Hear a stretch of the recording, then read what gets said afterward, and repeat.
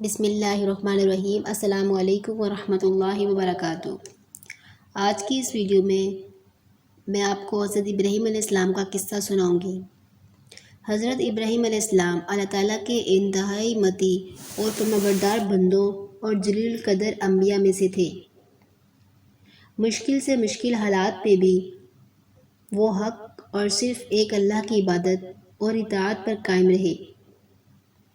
ان کے زمانے میں لوگ پتھر اور لکڑی کے بنے ہوئے بتوں کی پوجا کرتے تھے۔ وہ ستاروں، سیاروں، چاند اور سورج کی بھی پوجا کرتے تھے۔ ان میں سے اکثر لوگ اپنے بادشاہوں اور حکمرانوں کے سامنے بھی سجدہ ریز ہوتے تھے۔ حضرت ابراہیم علیہ السلام کو اللہ نے ایسا دل اور ذہن عطا کیا تھا کہ وہ سچائی کے سوا کسی شے کو قبول نہ کرتے تھے۔ وہ غور و فکر کے عادی تھے اور زندگی کو سنجیدگی کی نگاہ سے دیکھتے تھے، جبکہ ان کے ارد گرد کے لوگ لاابالی اور بے فکری کی زندگی بسر کر رہے تھے۔ حضرت ابراہیم علیہ السلام سچائی کے دلدار اور شدائی تھے،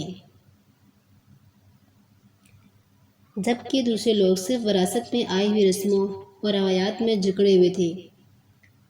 حضرت ابراہیم علیہ السلام کا والد عام قسم کا بت پرست نہیں تھا، کیونکہ وہ نہ صرف بتوں کی پوجا کرتا بلکہ اپنے ہاتھ سے بت بنایا بھی کرتا تھا۔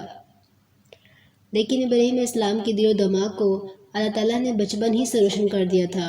وہ ہر معاملے میں عقل و شعور سے کام لیتے اور لوگوں کی اس بے عقلی پر حیرت کا اظہار کرتے کہ وہ خود ہی بت بناتے ہیں اور پھر انہیں حاجت روا اور کارساز سمجھنے لگتے ہیں۔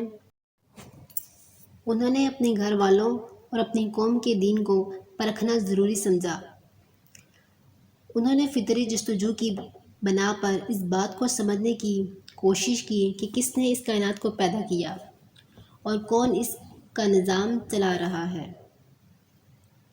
جن چیزوں کی لوگ پوجا کر رہے ہیں وہ تو خود بے بس اور کسی دوسرے کے حکم کی پابند ہیں۔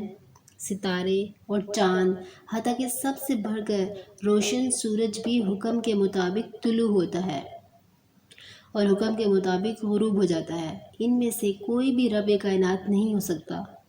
رب وہی ہے جس نے ان سب کو پیدا کیا اور جس کے حکم پر سب کچھ ہوتا ہے۔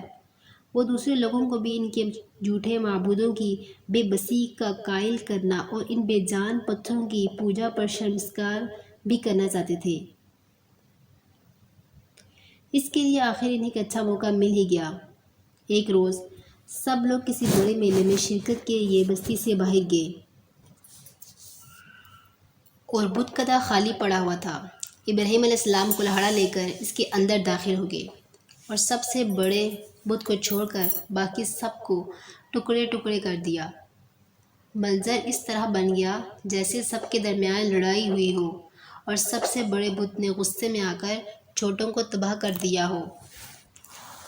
جب لوگ واپس آئے تو اپنے بت کدے کی تباہی دیکھ کر ہکے بکے رہ گئے۔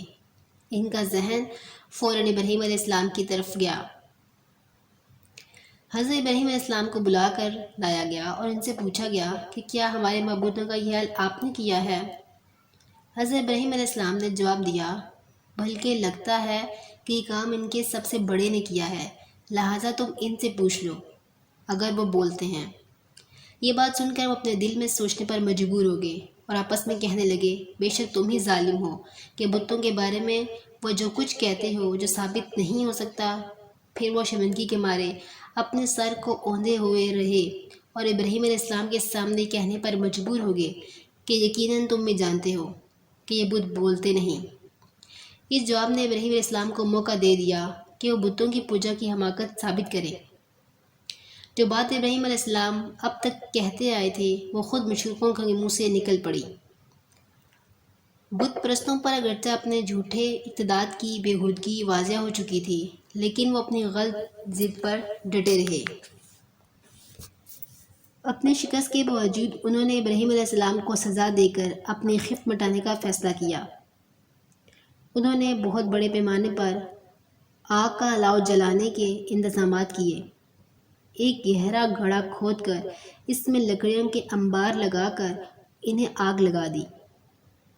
جب آگ کے بلند شعلے نکلنے لگے تو ابراہیم علیہ السلام کو اس کے اندر پھینک دیا گیا۔ ان کا خیال تھا کہ اس طرح ان کی شکست کے نشانات مٹ جائیں گے اور سچائی ختم ہو جائے گی، مگر اللہ تعالیٰ نے سچائی کو واضح کرنے کا فیصلہ کیا۔ اس نے ابراہیم علیہ السلام کو صاف بچا لیا۔ اس کا ذکر قرآن مجید میں یوں آیا ہے: ہم نے کہا، اے آگ، تو ابراہیم پر ٹھنڈی اور سلامتی دینے والی بن جا۔ اس واضح دلیل اور عظیم معجزے کے باوجود قوم توحید کو ماننے پر تیار نہ ہوئی، بلکہ ابراہیم علیہ السلام کے والد اس حد تک پہنچ گئے کہ ابراہیم علیہ السلام سے صاف کہہ دیا کہ اگر تم ہمارے بتوں کو برا بھلا کہنے سے باز نہ آئے تو میں تمہیں سنگسار کر دوں گا، اور یہ کہ تم مجھ سے الگ ہو جاؤ۔ اب حضرت ابراہیم علیہ السلام کے پاس اس کے ساتھ کوئی چارہ نہ رہا کہ وہ اس گمراہ اور ضدی معاشرے کو چھوڑ کر اللہ کی توفیق اور اس کی ہدایت کے مطابق کوئی نیا ٹھکانہ بنائے، جہاں ایک اللہ کی عبادت اور اطاعت کی بنیاد پر نیا معاشرہ وجود میں آئے۔ حضرت ابراہیم علیہ السلام وہاں سے نکل پڑے۔ آخرکار انہوں نے اللہ کے حکم پر ارض مقدس کے ایک بے باد علاقے میں ٹھکانہ بنا لیا۔ حضرت ابراہیم علیہ السلام کی شادی ان کے چچا زاد سیدہ سارہ علیہ السلام سے ہوئی تھی۔ حضرت ابراہیم علیہ السلام کی بیوی حضرت سارہ کے وہاں جب خاصا عرصہ گزرنے کے باوجود اولاد پیدا نہ ہوئی تو سیدہ سارہ نے حضرت ابراہیم علیہ السلام سے کہا کہ وہ ان کی لونڈی حضرت حاجرہ علیہ السلام سے شادی کر لیں۔ چنانچہ ابراہیم علیہ السلام نے حاجرہ علیہ السلام سے شادی کر لی، جن کے بدن سے حضرت اسماعیل علیہ السلام پیدا ہوئے۔ بعد میں حضرت سارہ علیہ السلام کے ہاں حضرت اسحاق علیہ السلام پیدا ہوئے۔ ابراہیم علیہ السلام کو اللہ کی طرف سے حکم ہوا کہ وہ اپنی بیوی ہاجرہ اور بیٹے اسماعیل کو لے کر ایک ایسی وادی میں جائیں جہاں نہ پانی تھا اور نہ فصلیں اگتی تھیں، بالکل بے آب و گیا وادی تھی۔ ان کا حکم ہوا کہ وہ دونوں ماں بیٹے کو صرف اور صرف اللہ کے آسے پر اس جگہ چھوڑ کر آ جائیں، اور جب اللہ کی اجازت ہو تو ان سے ملنے جاتے رہیں۔ اللہ نے اس جگہ کو آباد کرنے کے لیے حاجرہ علیہ السلام اور ان کے بیٹے کے لیے ایک چشمہ زمزم جاری کر دیا۔ جب حضرت اسماعیل علیہ السلام کچھ بڑے ہوئے تو اپنے والد کے ساتھ ان کا بھی بہت سخت امتحان ہوا۔ اس امتحان میں باپ بیٹا دونوں کامیاب ہوئے۔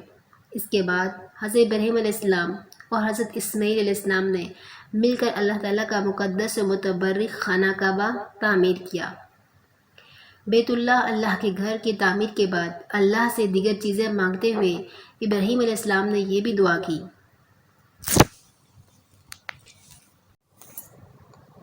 اے رب، بے شک میں نے اپنی کچھ اولاد ایک بے زراعت اور وادی میں بسائی ہے تیرے محترم گھر کعبے کے پاس، اے ہمارے رب، تاکہ وہ نماز قائم کریں۔ چنانچہ تو بعض لوگوں کے دل ان کی طرف مائل ہونے والے کر دے اور انہیں ہر قسم کے پھلوں سے رزق دے تاکہ وہ تیرا شکر کریں۔ اللہ تعالیٰ نے یہ دعا قبول کی اور شہر مکہ میں اپنی برکتیں نازل کی۔ مکے کا علاقہ اگرچہ بنجر اور پتھریلا ہے، مگر یہاں ہر طرف خوشحالی اور مادی زندگی کی سہولتوں کی فراوانی نظر آتی ہے۔ وہاں آپ نے یہ دعا بھی کی: اے ہمارے رب، اور انہی میں سے ایک رسول بھیج جو ان پر تیری آیتیں پڑھے اور انہیں کتاب و حکمت سکھائے اور انہیں پاک کرے، بے شک تو ہی سب پر غالب کمال حکمت والا ہے۔ آج یہ دنیا کا مقدس ترین شہر ہے جہاں دنیا کے چاروں کونوں کے مسلمان حج اور عمرے کے لیے حاضری دیتے ہیں اور اس میں واقع کعبہ شریف کی طرف رخ کر کے نمازیں ادا کرتے ہیں۔ تو یہ تھا ہمارے پیارے حضرت ابراہیم علیہ السلام کا واقعہ۔ امید کرتی ہوں کہ آپ کو پسند آیا ہوگا۔ جزاک اللہ۔